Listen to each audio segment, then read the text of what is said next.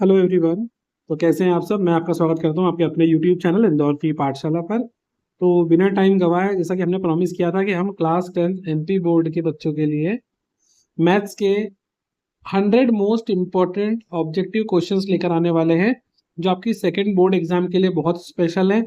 तो जल्दी से वीडियो स्टार्ट करने के पहले, अगर अभी अपने चैनल को सब्सक्राइब नहीं करा हो, सब्सक्राइब कर दो, लाइक पे क्लिक कर दो, बेल आइकन दबा दो, ताकि कोई भी वीडियो मिस ना हो। और कमेंट करके जरूर बताइएगा आपको ये वीडियो कैसी लगी। तो स्टार्ट करते हैं। पहला क्वेश्चन है मल्टीपल चॉइस क्वेश्चन, जैसे आपको बोर्ड एग्जाम में मिलता है। यहाँ पर टोटल 100 क्वेश्चन हैं। जैसे आपको बोर्ड एग्जाम में क्वेश्चन नंबर 1, 2, 3, 4 और 5, हर सेट में ये 5 क्वेश्चन आते हैं टोटल, जिसमें ऑब्जेक्टिव्स होते हैं। तो पहला एमसीक्यू है हमारा, इसका क्वेश्चन नंबर 1 देखते हैं। पहला क्वेश्चन है, if the HCF of 96 and 21 is 13, then the LCM of 91 and 26। इस क्वेश्चन को अगर हम ध्यान से देखें तो यहाँ पर आपको दो नंबर गिवन है, 91 एंड 26। जैसा कि हम देखते हैं क्वेश्चन में हमारे पास दो नंबर गिवन है और दोनों का एचसीएफ भी गिवन है और एलसीएम निकालना है। तो ऐसे जब भी क्वेश्चन आपके सामने आते हैं जहां पर आपको एचसीएफ गिवन हो, एलसीएम निकालना हो, या फिर एलसीएम गिवन हो, एचसीएफ निकालना हो, तो इस पर्टिकुलर कंडीशन में हम जो फॉर्मूला अप्लाई करते हैं वो ये है कि, तो जैसा कि आप देख सकते हैं एचसीएफ और एलसीएम का यहाँ फॉर्मूला लगेगा आपका HCF into LCM equals to product of two numbers. LCM into HCF equal to product of two numbers. ये फॉर्मूला कब यूज़ करना है, जब आपको एचसीएफ या एलसीएम में से कोई एक चीज़ गिवन हो। यहाँ पर आपको एचसीएफ गिवन है तो एचसीएफ हमने पुट कर दिया है यहाँ पर हमारा 13। एलसीएम हमको नहीं पता। प्रोडक्ट का मतलब होता है मल्टीप्लाई, दो नंबर हमको गिवन है क्वेश्चन में 91 और 26। यहाँ पर आ जाएगा 91 मल्टीप्लाई बाय 26। हमें मल्टीप्लाई करने की कोई ज़रूरत नहीं, 13 को हम सिंपल डिवाइड में ले जाएंगे। ये मल्टीप्लाई का नंबर कहाँ आता है, डिवाइड में। 91 मल्टीप्लाई बाय 26 और इसके अपॉन में आ जाएगा हमारा 13। 13 के टेबल से 26 एलिमिनेट हो रहा है, 13 1 13, 13 2 26, दो बार में कट गया ये। तो आपका जो एलसीएम का आंसर है वो आ जाएगा 2 1 2 और 9 2 18, 182। यह आ गया आपका एलसीएम का आंसर। तो जैसा हमने फाइंड किया, हमारा आंसर 182 आ गया। Second question, the product of non zero rational and irrational number is. जैसा कि मैं आपको पहले बता चुका हूँ कि रैशनल और इरेशनल नंबर, अभी ये डिटेल क्लास का टाइम नहीं है, जो एग्ज़ाम ओरिएंटेड इंपॉर्टेंट है हम वो क्वेश्चन कर लेते हैं। जल्दी से इसको मैं आपको करने की शॉर्ट ट्रिक समझा देता हूँ, ताकि अगर इस टाइप का कोई भी क्वेश्चन आए तो आप एग्ज़ाम में गलत ना करके आओ। तो अगर कभी भी आपके पास रैशनल नंबर को अगर आप मल्टीप्लाई करते हो रेशनल नंबर से, rational number multiply by rational number, दो नंबर रेशनल है उनका मल्टीप्लाई करोगे तो आंसर आपका ऑलवेज रेशनल नंबर आएगा। Always rational. रेशनल नंबर क्या होते हैं, जो पी अपॉन क्यू के फॉर्म में होते हैं, पी अपॉन क्यू के फॉर्म में। इस क्वेश्चन में आपसे क्या पूछा था कि आपके पास नॉन ज़ीरो रैशनल नंबर है। नॉन ज़ीरो रैशनल मतलब जिसके पी अपॉन क्यू के फॉर्म में ज़ीरो नहीं होता, और यहाँ पर आपको बोला है इरेशनल नंबर। तो जब भी बेटा एक नंबर आपका रैशनल हो, एक नंबर आपका इरेशनल हो, तो इसका आंसर हमेशा इरेशनल होगा। इरेशनल, ये आपको माइंड में रखना है। एक नंबर आपका रैशनल, दूसरा नंबर इरेशनल, तो आपका आंसर जो है वो इरेशनल ही आएगा। थर्ड कंडीशन क्या हो सकती है कि सर अगर दोनों इरेशनल नंबर हो, दोनों आपके क्या है, इरेशनल नंबर, तो ऐसी कंडीशन में जो आपका आंसर आएगा वो रैशनल भी हो सकता है और इरेशनल भी हो सकता है। ये आपको ध्यान रखना है, आपका आंसर रैशनल भी हो सकता है, इरेशनल भी हो सकता है। तो अभी हमारा आंसर सेकंड क्या है, इरेशनल नंबर। अब थर्ड क्वेश्चन हमारे सामने, ये तो बहुत इजी क्वेश्चन है। The degree of quadratic polynomial, आपसे पूछा है क्वाड्रेटिक पॉलिनोमियल की डिग्री क्या होती है। डिग्री का मतलब होता है हाईएस्ट पावर। तो जैसा मैं आपको बता रहा हूँ, क्वाड्रेटिक, अच्छा आपको आगे पॉलिनोमियल दिया है x square plus b x plus c, highest power कितनी है 2, तो इसका आंसर आ जाएगा आपका 2। इसको मैं आपको यहीं पर बता देता हूँ साइड में, क्योंकि हमारे पास स्पेस, तो हम यही लिख लेते हैं। अगर लीनियर आपके पास होता, लीनियर क्वाड्रेटिक की जगह पे लीनियर होता, तो हमारा आंसर यहाँ 1 हो जाता। और अगर यही क्यूबिक होता तो क्यूबिक का हमारा आंसर 3 हो जाता। क्वाड्रेटिक का आंसर 2, लीनियर का 1 और क्यूबिक का 3, ये आपको ध्यान रखना है। नेक्स्ट क्वेश्चन हमारा 4th है, उसको हम जल्दी से देख लेते हैं। इफ द जीरोस, आपको एक क्वाड्रेटिक पॉलिनोमियल आपके सामने दे रखा है, x square plus 7x plus 10 are alpha beta, then alpha into beta. अब यहाँ पर डायरेक्टली आपको अल्फा इंटू बीटा पूछा है, तो हमें टाइम वेस्ट नहीं करना है। अल्फा इंटू बीटा क्या होता है, जिनको नहीं पता बता देता हूँ। अल्फा इंटू बीटा होता है सी अपॉन में ए। अब सर ए बी सी क्या होता है, देखो जस्ट थर्ड क्वेश्चन का फॉर्मेट देखो, x square plus b x plus c, ये हमारा क्वाड्रेटिक पॉलिनोमियल का एक स्टैंडर्ड फॉर्म है। तो एक्स स्क्वायर का जो कोएफिशिएंट होता है वो हमारा ए होता है, एक्स का कोएफिशिएंट हमारा बी होता है, और जिसमें एक्स नहीं है वो हमारा सी होता है। जैसे कि मैं आपको थोड़ा समझाने की कोशिश करता हूँ, एक मिनट। एक्स स्क्वायर के पास में कोई नंबर लिखा है क्या, नहीं, जो पास में होता है वो हमारा ए होता है। एक्स के साथ में जो है वो बी होता है, माने 7, और जिसमें एक्स नहीं है ये 10, ये है हमारा सी। तो इस क्वेश्चन में हमें क्या चाहिए, ए बी और सी की वैल्यू। हमारे पास सी कितना है, हमारा 10 लिखा, अपॉन ए, एक्स स्क्वायर के कोफिशिएंट में कोई वैल्यू नहीं है, उसको हम 1 मानेंगे, तो 10 अपॉन में 1 हमारा आंसर क्या आ जाएगा इजीली, 10 अपॉन में 1 का आंसर आ गया हमारा 10। तो ऑप्शन नंबर ए करेक्ट है। इसमें एक और वेरिएशन आता है, अगर आप वो जानना चाहते हैं मैं आपको बता देता हूँ। इसको हम एक तरीके से और देखते हैं कि अगर यहाँ पर आपसे अल्फा प्लस बीटा पूछा है एग्जाम में, आप सॉरी अल्फा इंटू बीटा पूछा है एग्जाम में, आपसे अल्फा प्लस बीटा भी पूछ सकते हैं। तो अल्फा प्लस बीटा होता है माइनस बी अपॉन में ए।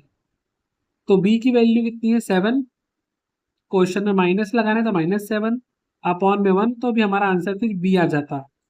तो आपको थोड़ा सोच समझ के टिक करना है। बोर्ड एग्जाम में ऑप्शन ऐसे ही सेट होते हैं कि आप अगर थोड़ा भी ध्यान भटकाओगे तो आपका आंसर गलत हो सकता है। अल्फा प्लस बीटा पूछा हो तो आपको माइनस बी अपॉन में ए लिखना है, अल्फा इंटू बीटा पूछा हो तो आपको सी अपॉन में ए लिखना है।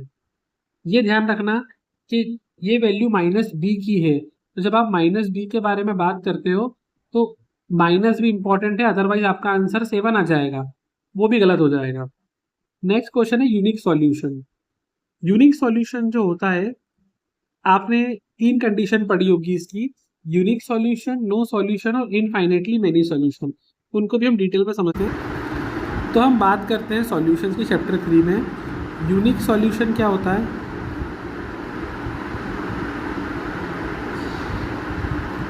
नो सॉल्यूशन क्या होता है, और infinite many solution.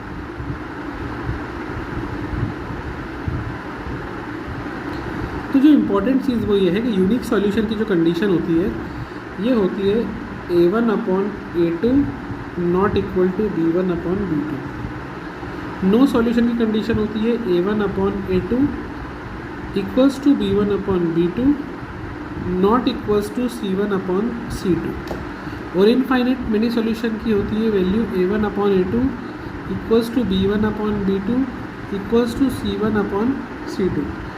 Unique solution की जब कंडीशन आती है तो यहाँ पर जो लाइन होती है वो होती है इंटरसेक्टिंग लाइन। आपसे कई बार एग्जाम में लाइन पूछ लेते हैं, तो इस कंडीशन में लाइन होती है इंटरसेक्टिंग लाइन। नो सॉल्यूशन के समय लाइन होती है पैरेलल, और इनफाइनाइट मेनी सॉल्यूशन में लाइन होती है कोइंसिडेंट। तो आपको लाइंस का भी ध्यान रखना है। अभी क्वेश्चन में सॉल्यूशन पूछा है तो answer a1 upon a2 not equal to b1 upon b2। No solution का पूछते तो a1 upon a2 equal to b1 upon b2 not equal to c1 upon c2। और इनफाइनाइट मेनी सॉल्यूशन का पूछते तो a1 upon a2 equals to b1 upon b2 equal to c1 upon c2।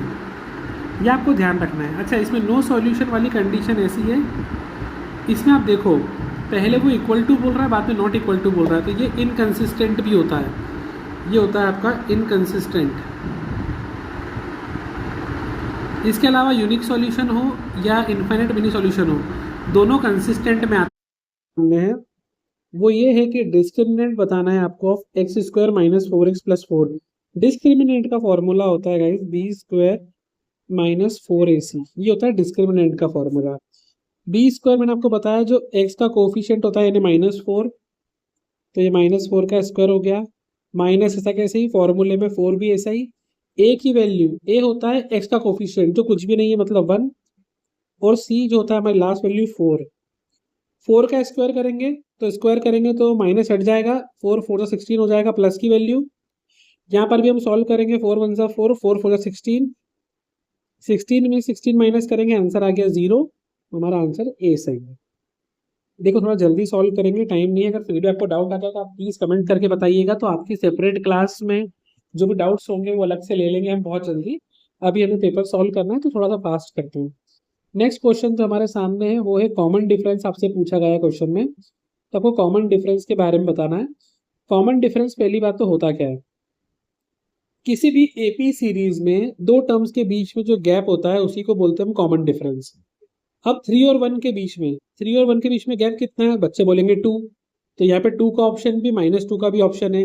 तो आप ध्यान से देखो, सीरीज कम हो रही है बढ़ रही है, पहले 3 था नंबर, फिर 1 हो गया, तो 3 बड़ा है 1 छोटा है, मतलब सीरीज कम हो रही है। जब भी सीरीज कम होती है तो आपका आंसर माइनस में आएगा, तो आपका आंसर -2 आ गया। बहुत सिंपल है, आगे बढ़ते हैं। Question number 8, 10th term of AP. ध्यान रखना बेटा, जो फर्स्ट नंबर होता है आपका, जो फर्स्ट नंबर होता है वो ए होता है। टर्म के पहले जो लिखा होता है ये एन होता है आपका, तो आपको एन टर्म निकालना है। जब भी टर्म की वैल्यू पूछिए आपको ए एन का फॉर्मूला लगाएंगे। और डी मैंने आपको बताया सेकेंड टर्म और फर्स्ट टर्म में गैप कितने का है, 2 और 7 में गैप कितने का है, 5 का। सीरीज बढ़ रही है मतलब प्लस का 5 लेना है। अब ए एन का फॉर्मूला हम डायरेक्टली पुट कर देते हैं। ए एन का फॉर्मूला होता है ए प्लस एन माइनस 1 डी। यहाँ पर आप देखो ए की वैल्यू कितनी हमारी 2, एन की वैल्यू टर्म के पहले जो लिखा है वो 10 माइनस 1, और डी कॉमन डिफरेंस कितना है हमारा 5। यहाँ पर हम सॉल्व करेंगे, 2 प्लस 10 में से 1 गया 9, 9 मल्टीप्लाई बाय 5। यहाँ पर पहले बोर्ड मास रूल के अकॉर्डिंग ब्रैकेट ओपन किया, मल्टीप्लाई करेंगे, 9 5 ज़ा 45, और 45 में +2 कर देंगे तो आपका आंसर कितना आ जाएगा 47, यानी कि ऑप्शन नंबर बी। इस तरीके से सॉल्व करना है। सॉल्व करना ध्यान रखना, आप पहले 2 प्लस नहीं कर सकते, बिकॉज बोर्ड मास रूल के हिसाब से पहले आपको अंदर का ब्रैकेट खोलना है, देन आपको मल्टीप्लाई करना है, फिर आप बाद में प्लस करेंगे। अगला जो क्वेश्चन है काफी इजी है बट एग्जाम में आने वाला है। ऑल सर्कल्स आर, सारे सर्कल कैसे होते हैं, ध्यान रखना बेटा। सर्कल मतलब ये गोला, ये भी सर्कल है, ये भी सर्कल है, और थोड़ा सा और छोटा बनाओ, ये भी सर्कल है। ये सब दिखने में इनके शेप कैसे सिमिलर है, तो हमारा ऑप्शन बी सही है। सारे सर्कल सिमिलर होते हैं। कॉन्ग्रुएंट क्या होते हैं, कॉन्ग्रुएंट कब होते हैं, अगर इनके रेडियस भी सेम होते हैं। यानी अगर ये सर्कल का रेडियस 3 है तो दूसरे सर्कल का रेडियस भी 3 होना चाहिए, तब जाके कॉन्ग्रुएंट होते हैं ये। एक स्टेटमेंट और ध्यान रखना आप, कि सारे कॉन्ग्रुएंट फिगर सिमिलर होते हैं पर सारे सिमिलर फिगर कॉन्ग्रुएंट नहीं होते हैं। एक बार फिर बोल रहा हूँ, चाहो तो कहीं नोट कर लो, सारे कॉन्ग्रुएंट फिगर सिमिलर होते हैं पर सारे सिमिलर फिगर कॉन्ग्रुएंट नहीं होते हैं। इसके अलावा यहाँ सर्कल आया है, अगर यहाँ पे सर्कल की जगह स्क्वायर लिखा होता तब भी आंसर सिमिलर होता, और अगर इक्विलैटरल ट्रायंगल लिखा होता तब भी आपका आंसर सिमिलर ही होता। नेक्स्ट क्वेश्चन है question number 10, distance of 3,4 from origin. बेटा जब भी आपको एग्जाम में डिस्टेंस फ्रॉम ओरिजिन पूछे, डिस्टेंस फ्रॉम ओरिजिन, तो ये ओरिजिन जो वर्ड है ना, इसका मतलब होता है एक वैल्यू 0,0 हो गई, तो आप सिंपल फॉर्मूला लगाएंगे x² + y² under root. x यानी आपकी वैल्यू 1, y मतलब वैल्यू 2, मतलब 3² + 4²। अब 3 का स्क्वायर आपको पता है 9 होता है, 4 का स्क्वायर क्या होता है 16। मल्टीप्लाई प्लस करेंगे, 25 आ गया, रूट लगाए बेटा। 25 किसका रूट होता है, या अपन बोलेंगे कि 25 जो है, अगर हम उसके फैक्टर निकाले तो क्या बनेंगे, 5 5 सा 25 और 5 बचा 5, तो 25 को हम रूट में 5 मल्टीप्लाई बाय 5 लिख सकते हैं ना। तो 5 मल्टीप्लाई बाय 5 दो बार लिखेंगे, मतलब 5 का स्क्वायर लिखेंगे, स्क्वायर से रूट कैंसिल, आपका आंसर आ गया 5। तो ये आपका आंसर इजी है। नेक्स्ट क्वेश्चन हम देखते हैं आपके पास 10th वाला, value of sin 60 cos 30 plus sin 30 cos 60। देखिए मैं आपको इसका बहुत ही इजी तरीका बताने वाला हूँ। ये अब ट्रिग्नोमेट्री टेबल की अगर मैं आपको बात करूँ, जैसे यहाँ पर साइन और कॉस यूज़ हो रहा है, तो मैं आपको जल्दी से हम बना लेते हैं। Sine cos 0 degree, 30 degree, 45 degree, 60 degree, इसको साइड कर 60 डिग्री, और 90 डिग्री। थोड़ा सा अगर हम इसको जल्दी से देखें तो जो इसको बनाने का तरीका होता है, सबसे पहले आप क्या करते हैं, यहाँ पे लिखते हैं आप 0/4 उसका रूट, 1/4 का रूट, 2/4 का रूट, 3/4 का रूट और 4/4 का रूट। 0/4 क्या होता है, आपकी वैल्यू 0। 1/4 आपको थोड़ा सा इसमें ये ध्यान रखना है कि 0 को 4 से डिवाइड करा 0 आ गया, 1 और नीचे 4 है, 4 किसका स्क्वायर है, 2 का, और 1 किसका स्क्वायर है, खुद का, तो इसको हम 1/2 लिख सकते हैं। यहाँ पे 2 1 ज़ा 2, 2 2 ज़ा 4, 2 के टेबल से कटा 1/2, 1 तो खुद का स्क्वायर है पर 2 किसी का स्क्वायर नहीं, तो 2 पे रूट रहेगा बेटा। 3 किसी का स्क्वायर नहीं है तो 3 पे रूट रहेगा, नीचे 4 है, 4 2 का स्क्वायर है तो 2 आ गया, 4 से 4 कैंसिल, आंसर आ गया 1। अब कुछ नहीं करना है आपको, आपको रिवर्स लिख देना है, मतलब 90 डिग्री की वैल्यू आपको 0 पे लिख देना है। तो 90 की डिग्री 1 है तो यहाँ पे आगे 1 आ गई। देन 60 की वैल्यू 30 पे लिखना है, मतलब √3/2 आ गया आपका। 45 की वैल्यू उसी के नीचे लिखना है, 30 की वैल्यू आपको 60 पे लिखना है और 0 की वैल्यू आपको 90 पे लिखना है। तो ये साइन और कॉस की टेबल हमारी बन गई है। अब इसी को हम फॉर्मूले में अगर यूज़ करना चाहें, फॉर्मूले अगर में हम इसको पुट करते हैं और फॉर्मूले में सॉल्व करते हैं, तो क्वेश्चन में बोला है sin 60 × cos 30।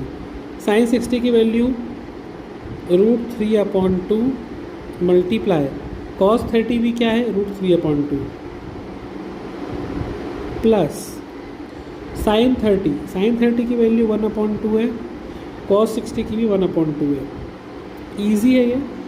अब यहाँ पर थोड़ा सा अगर हम अपने माइंड को यूज़ करें तो √3 और √3 का मल्टीप्लाई अगर हम करते हैं तो रूट के अंदर जब 2 3 आते हैं तो रूट सिंपल हो जाता है, यानी रूट कैंसिल हो जाता है। √3 हम लिख सकते हैं सिंपल 3, और नीचे हो जाएगा आपका 2 2 ज़ा 4, 2 और 2 का मल्टीप्लाई करना है आपको, प्लस यहाँ पर 1 1 ज़ा 1 और नीचे 2 2 ज़ा 4। जब नीचे बेस सेम होता है तो ऊपर हम सीधे डायरेक्ट प्लस कर सकते हैं विदाउट एलसीएम। तो 4 + 4 4 ही आ जाएगा क्योंकि एलसीएम लिया है, और यहाँ 3 + 1 क्या हो जाएगा 4, 4 से 4 कैंसिल, आपका आंसर क्या आ गया 1। जैसा कि मैंने आपको बताया था, तो आपका आंसर 1 आ गया है। ट्रिग्नोमेट्री टेबल डिटेल में मैं अलग से सिखा दूँगा किसी वीडियो में, अभी आप इसको नोट करके समझ सकते हैं। अब हमारा नेक्स्ट क्वेश्चन देखते हैं जल्दी से। नेक्स्ट क्वेश्चन अगेन ट्रिग्नोमेट्री का है, 1 - tan स्क्वायर 45 और divided by 1 + tan square 45। 1 - tan square theta क्या होता है और 1 + tan स्क्वायर थीटा क्या होता है। मैं आपको एक सिंपल सा लॉजिक बता देता हूँ। 1 - tan स्क्वायर 45 बोला, tan 45 की वैल्यू 1 होती है, tan 45 की वैल्यू क्या होती है 1, उसका स्क्वायर करना है तब भी 1। अब बच्चों को लगता है सर इतना ईजी है, नहीं, मैं आपको समझाता हूँ उसको सॉल्व करके। बट ट्रिग्नोमेट्री हम एक काम करते हैं, थोड़ा उसको स्किप करते हैं, अभी करेंगे आराम से ट्रिग्नोमेट्री के सारे क्वेश्चन की टेबल फिर यूज़ में आएगी। यहाँ देखते हैं अगला question, angle of elevation when the height equals to shadow. उन्होंने बोला है हाइट और शेडो बराबर होना चाहिए। जैसा कि ये आपकी बिल्डिंग है और यहाँ पर आपकी शेडो बन रही है, तो क्वेश्चन बोल रहा है कि जो हाइट है और जो शेडो है ना बराबर होना चाहिए। थीटा जो है मैंने आपको बता रखा है वो यहाँ पर बनता है, 90 डिग्री का एंगल यहाँ होता है, इसके सामने आपका होता है हाइपोटेनियस, थीटा के सामने होता है आपका परपेंडिकुलर और एडजेसेंट साइड होती है आपकी बेस। इनका कहने का मतलब ये है कि परपेंडिकुलर और बेस इक्वल होना चाहिए। आप सिंपल ध्यान रखो, हाइट और शेडो तभी बराबर होते हैं जब tan 45 बने, क्योंकि tan का फॉर्मूला होता है P/B, और ये जब कैंसिल होगा तो वैल्यू 1 आएगी। और tan थीटा की वैल्यू 1 कब होती है, जब थीटा की वैल्यू 45 डिग्री हो। ये आपको ध्यान रखना है। इसका मतलब कि अगर कभी भी किसी क्वेश्चन में आपको tan 45 डिग्री दिया है और आपसे बोला है कि एक बिल्डिंग है या एक हाउस है, इसकी हाइट 100 मीटर है, तो बताओ शेडो कितना होगा, तो शेडो भी 100 मीटर ही होगा।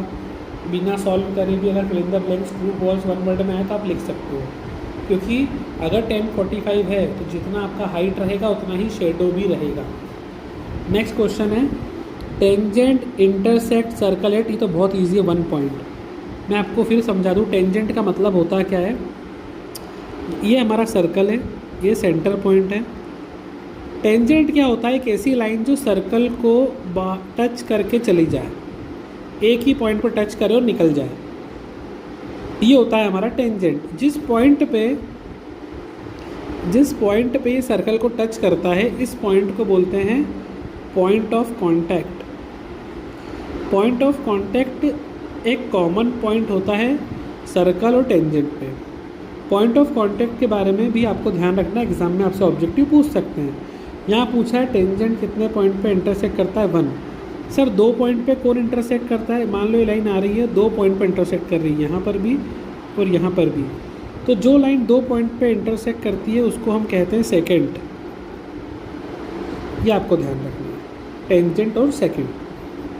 नेक्स्ट क्वेश्चन जो, अच्छा इसमें एक चीज़ और, एक्सटर्नल पॉइंट से कितने टेंजेंट ड्रॉ कर सकते हैं? तो ध्यान रखना, एक्सटर्नल पॉइंट से हम 2 टेंजेंट ड्रॉ कर सकते हैं।